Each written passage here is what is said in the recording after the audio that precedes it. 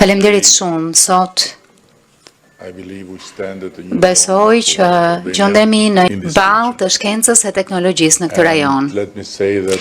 Më lejoni të them që duke krijuar një ministre të inteligjencës artificiale, ministre e parë në botë e inteligjencës artificiale, Shqipëria nuk po përqafon thjesht të ardhmen,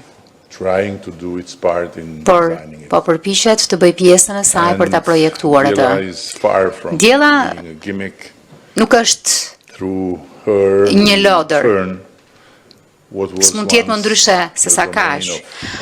Përmes saj ne kemi shndruar atë çfarë ka qenë domen i së mjekutës në një algoritëm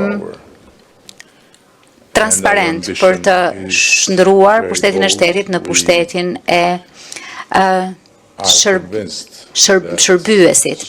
Në fakt jemi të bindur që herët më shumë se sa vonë do të jemi në gjendje që të ofrojmë përmes diellës një instrument të jashtëzakonshëm për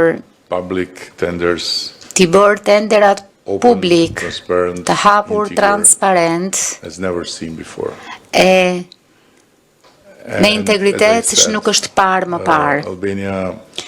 Siç e thash, Shqipëria është një vend që guxon dhe shfrytëzimi i inteligjencës artificiale është një shtyllë themelore e qeverisjes, jo thjesht një instrument, është pra përparësia jone kyçe. Dhe vizioni ynë kombëtar për Shqipërinë e 2030-s në Bashkimin Evropian, besoj është shumë i qartë, shumë qartësisht i rrënjosur në integritet, inovacion dhe udhëheqje shkencore. Me qëra fjala, kjo ngjarje ilustron shumë më tepër se fjalët, atë çfarë po synojmë e po përpiqemi të bëjmë çdo ditë. Ne do të kanalizojmë më shumë burime, reforma institucionale, kapital njerëzor për të ndihmuar në ndërtimin e një ekosistemi të nanoteknologjisë që e ka Spirancën në Tiranë, por që rrezaton apo më mirë është zgjeruar jo vetëm në rajon, por edhe më gjerë. Do të dëshirojmë që çdo program i madh inovacioni, çdo terren shkencor, çdo projekt infrastrukture të ketë standarde të larta, llogaridhënie të plotë dhe gjithashtu edhe mbikëqyrje të ndihmuar nga inteligjenca artificiale. Kur u themelua Nano Alb, nëse nuk e kam gabim 5 vjet më parë, ishte një sinjal i një akademie të ripërtëritur shkencash, një akademi shkencash që u shfaq e gatshme për të përqafuar të ardhmen, e jo për të mbetur sërish në të shkuarën.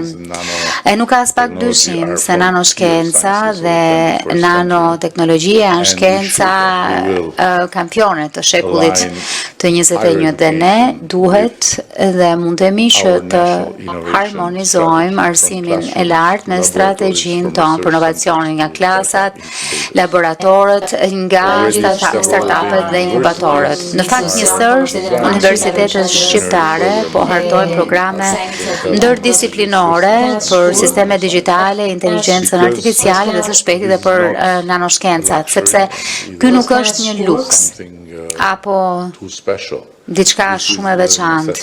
Kjo është një nevojë e së tashmes. Vizioni ynë është që brenda dekadës tjetër çdo i ri shqiptar që aspiron të studiojë teknologjitë e së ardhmes të mund ta bëjë këtu në shtëpi.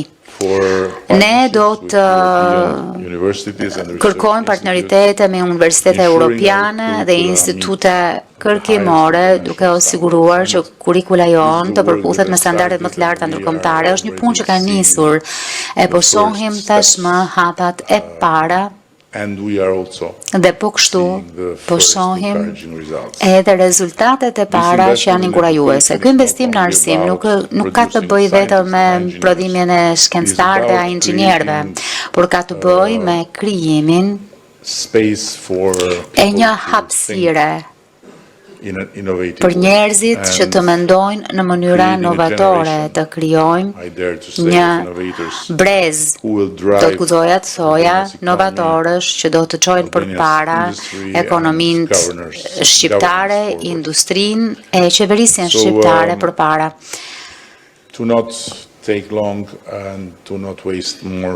Për të mos vazhduar më gjatë, për të mos humbur më shumë nga koha juaj, dua t'ju them që Shqipëria është shumë e angazhuar që çdo euro e investuar në shkencë të përkthehet në përparim të prekshëm, në llogaridhënie dhe në mundësi për të rinjt tanë.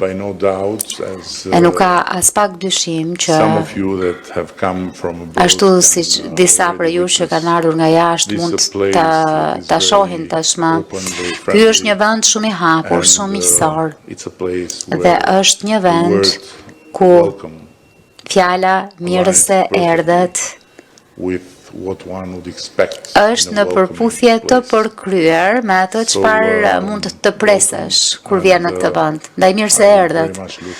Pres me shumë padurim që të punojmë ngushtë me Akademinë e Shkencave dhe me diktatorin e saj për t'i bërë gjërat më mirë e për t'a bërë përparimin më të prekshëm. Faleminderit shumë.